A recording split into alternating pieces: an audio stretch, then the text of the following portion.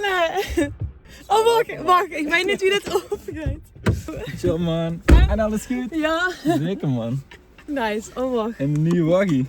Oké. Of is dat eigenlijk voor de continuïteit? Nee, dat doen we anders is mijn ook niet. Zo best meer chill. Inderdaad, precies. Nou, dat gaat wel. Nice man, daar gaan we in de Lancia. Ja. Eens even kijken. Waar echt naartoe We gaan voor inlaten. Ja, goede vraag. Doe het zo Allereerst, weg. ja, ik ga te weeg. Wat vind je van mijn auto? Ja, echt heel chill man. Dus echt lekker kleurkoop. Ik vind Ja, het hè? altijd nice als de auto een goede kleur heeft man. Dank Dus je. wie redt er? Ja, geweldig. Ja. Heel soepel. Met het kim achter de elektromotor. Nice. Oké, geef gas, let's go. Ik zal het neer op de binnenkant de weg dan. Als je airco aan zitten. Zo. Ja, dat is nice. Ja. Het is lekker weer vandaag. Wat deed je via neven in mijn auto zitten? Wat ik doe in mijn dagelijks leven. Ja, wat is je in het dagelijks leven? Ik ben muzikant, vooral singer, songwriter en producer. Neem eens aan, ja. Ik help anderen hun producties tot leven te maken, muzikale producties. Je bent ook producer. En wat voor soort muziek maken ze? Voornamelijk pop-rock muziek eigenlijk zelf. Dus als ik zelf schrijf of met anderen werk, dan zit het wel een beetje in dat struitje, zeg maar. En heb je dat altijd al gedaan? Vroeger heb ik vaker in bandjes gespeeld en dat was altijd wel echt meer rockmuziek. Mhm. Dus dat is wel een beetje blijven hangen. Maar de laatste jaren ook wel meer interesse gekregen voor echt meer gewoon echt popmuziek. Dat is me ook wel echt goed bevallen de afgelopen jaren. Ja. In welke taal zingt ze eigenlijk dan? Ja, ik zing zelf in het Engels, maar ook de laatste paar jaar echt meer in het Limburgs. Dat ik ook meer in het Limburgs ben gaan schrijven. Dus en dat was wel even een hele switch of zo in het begin, omdat ik altijd gewend word om meer in het Engels te schrijven. Ik weet ook niet, dat vult dan iets normaler of zo, zeg maar. Als ze op jongere leeftijd met muziek begint op een of andere manier.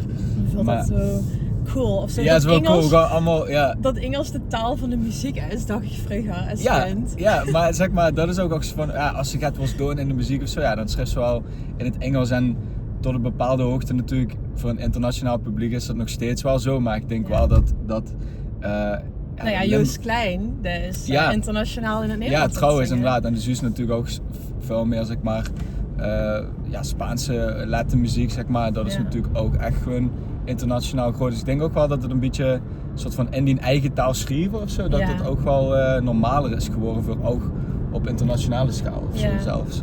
Want wie is dat bij dich eigenlijk gekomen om dan een switch te maken naar Limburgs? Een goede vriend van mij, Eloy Vaas, hij dus op een gegeven moment het idee om een pop-rock plaat, maar een beetje met punk gemixt, maar dan in het dialect, zeg maar, dus in het plat. Mm-hmm. Omdat we dat allemaal ongerein kallen en dan was van dat liet me eigenlijk wel chic om gewoon de muziek te maken die we altijd al maken, ongerein. Maar dan in onze taal die we ook spreken met elkaar. Dus Lekt rock en pop. En het is nu ook erfgoed, toch?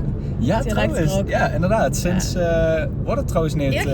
Sinds ergens afgelopen week of zo. Dus echt, chill. Echt nice. Ja, het is wel. En het is ook wel zo, ingerold ben of zo, zeg maar, dat het ook wel echt voelt als iets wat populairder is in het werk of zo. Ook echt in de muziek specifiek. Weet je. Dus niet alleen dat de Limburgse taal dat belangrijk is en dat er meer aandacht naartoe gaat, maar ook gewoon het in de muziek in het Limburgs schrijven is wel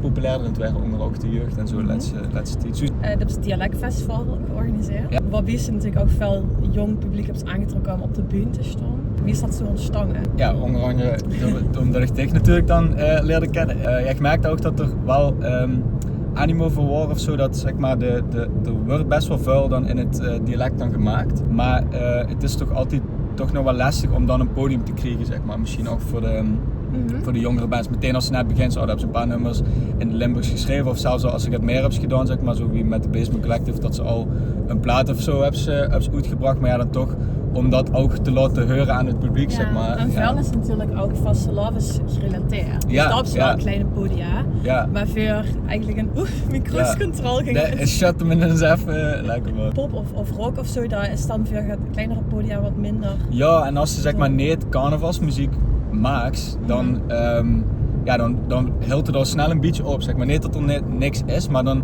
is het best meer iets op zichzelf aangewezen, zeg maar, om het ook te organiseren en zo. Omdat rondom carnaval is natuurlijk gewoon echt heel erg vuil.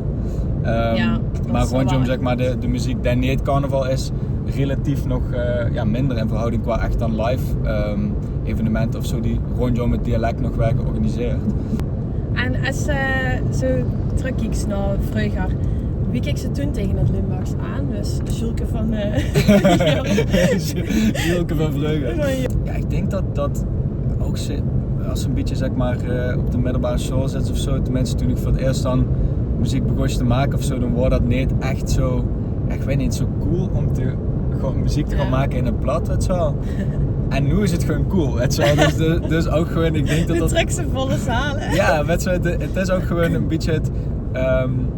wie ze het zelf ervaren. En natuurlijk, als ze gaat ouder dan hebben ze ook misschien die connectie met het Limburgs, hoe ze en de taal die ze spreekt, van jongs af aan al, zeg maar, dat vind ze dan iets belangrijker werden misschien ook. Een stukje identiteit van zichzelf, als ze dan terugvindt. Ja, precies, want als ze wat jonger bent, wil ze daar, ik wil niet zeggen van weggaan, want dan ga je nooit zoiets van, Limburgs vind ik niet cool of zo, maar het wordt nooit in me opgekomen om dat in de muziek te betrekken of zo, weet je wel. Extra gewaardeerd wie meer eigenheid ergens in zit. Ja. Dus dat is echt cool. En er kan ook een stukje meer eigenheid in de muziek eigenlijk liggen, omdat je hebt zoveel meer om uit te putten in principe. En de Engelse taal is natuurlijk ook heel erg diep, zeg maar, qua wat ze daarvan woorden en dat soort dingen kan gebruiken. Maar ik denk het stukje identiteit in de Limburgse taal is natuurlijk, er is een bepaalde gevoelswaarde bij heel veel woorden, zeg maar, die ze vroeger gebruiken of zeg maar die in de familie veel werden gebruikt. En dat, als ze dat metneemt in de muziek, dan heeft dat toch een soort van andere impact of zo. Ik wil eigenlijk even een stukje luisteren. We gaan kijken. Tegen ons met die telefoon even verbinden, want ik ben natuurlijk doe cameravrouw. Van alles een opnemen. Wat was luisteren? Nou, 10 favoriete nummer in het dialect. Oh, dat is wel echt... mocht er een nummer zijn hoe ik zelf aan heb metgewerkt? Of, zeker. Ik heb ook... maar ja, dat is nog even een preview, maar dat kunnen we straks even luisteren. Ik heb nog in heel veel previews van dingen die niet goed zijn, die kunnen we straks even checken. Maar die gaan natuurlijk net niet luisteren. Shout-out Lancia voor de Bluetooth connectie. Trouwens, we gaan wel natuurlijk eens even een eerlijke mening geven over wie de speakers van deze auto zijn. Dat is erg belangrijk. Gewoon even goed luisteren naar de low-end. Wie is de bas hier in deze auto? Dus ik moet dadelijk nog klikken. Doe eens zo af op mijn telefoon. Ja. Oké.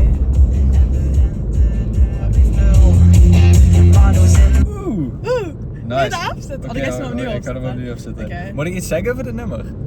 Wat wil ze zeggen? Ja, ik wil zeggen, ik heb natuurlijk denk ik meerdere nummers die ik graag, zeg maar, zou willen afspelen, maar ik pak even het nummer Pech, omdat dat is eigenlijk het eerste nummer van de Basement Collective wat we hebben gemaakt. Ja. En hier is het eigenlijk met Begoosh, dus dit is dat nummer waarvan Eloy daarvan van mij zei van, ik zou eigenlijk hier een nummer in het dialect willen maken en het moet een beetje maatschappijkritisch zijn, want het moet wel een beetje dat punk inslag hebben. Zeg. Uiteindelijk is het meer dan pop-rock geworden.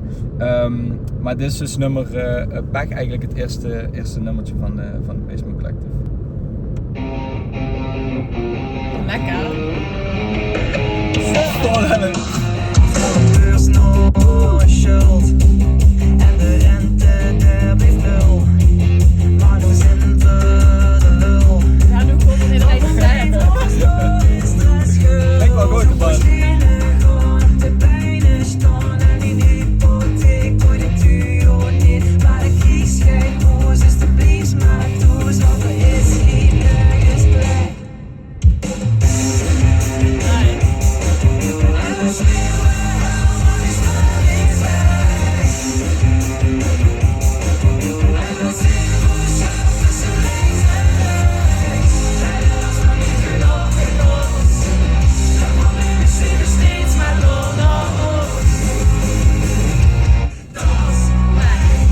Echt heel chill, ja. Dus dit is inderdaad dan het eerste nummertje waar we ook echt wel lang aan hebben gewerkt. Ik denk zeg maar een jaar of anderhalf van het van het beginidee tot zeg maar dat we het uiteindelijk dan echt afvijen. Is het lang? Ja, het verschilt heel erg per nummer. Dit is natuurlijk dan ook, hebben we het nog geschreven en met meerdere lui aan de tekst gewerkt en daarna productie eromheen gemaakt, zeg maar. En in de tussentijd zat ik ook nog in Londen, dus dan wordt het ook iets lastiger, zeg maar, soms met de vocals opnemen. Ik weet nog, één keer hebben we zelfs een vocal opname in Londen gedaan voor deze track ook, echt, zeg maar, wow. dat iedereen daar was. Toevallig. En toen hebben we daar nog een beetje echt eraan fucking gewerkt en zo, dus dat was best wel leuk. Ja, dus dat proces was wel heel leuk en dit had ook een beetje de katalysator voor de rest van het album van de Basement Collective. Succes van Neerslag.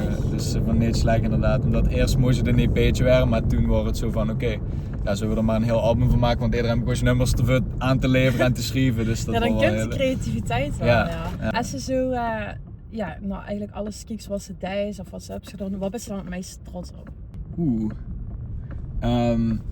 Nou, ik ben het meest trots op dat, zeg maar, door het metwerken aan sommige nummers of het helpen van het uitwerken van sommige nummers, zoals bijvoorbeeld Be Sophie Albert of zeg maar het beginnen aan de plaat van de Basement Collective, dat heel veel andere lui geïnspireerd, zeg maar, zijn geworden om ook meer in het Limburgs geschreven, maar überhaupt meer met muziek te gaan doen. Of bijvoorbeeld zoals Be Sophie of zo, zeg maar, dat vind ik ook dan echt super leuk om te zien dat ze eigenlijk de angst heeft overwonnen om op het podium te gaan staan en echt, zeg maar, haar eigen set echt super vet neer te gaan zetten. En ik ben wel trots op dat ik daar een onderdeel van kan zien, zeg maar, dat is gelukt nu dus. Ja. Dat ze allemaal die inspireert om er ook gewoon gaat met kunnen doen en ook verder te gaan. Ja, en ook inderdaad een beetje dat stukje gewoon het aanpakken en het doen en het ook uiteindelijk dat ze ook iets hebben om, want ik weet nog de eerste keer dat ik in de studio iets heb gemaakt, dat wordt natuurlijk dan wel nog in het Engels en dan ga je dan met een mentor van mij, hij heeft dan eens een keer echt gewoon goed afgemixt samen, zeg maar, wij hebben een paar dagen in de studio gezet om dat echt vet te laten klinken en ik weet nog echt de eerste keer dat zo uit de speakers kwam, dat ik echt dacht van dit is gewoon wat ik de rest van mijn leven wil doen, want dat is zo'n vet gevoel als ze, zeg maar, iets hebt gemaakt en de hoort het dan terug uit de speakers komen en het klinkt gewoon zo vet als die eigen dingetje, zeg maar. Dat is echt geen beter gevoel dan dat eigenlijk. En daar hebben ze gewoon werk van gemaakt, dus dat is wel echt heel vet,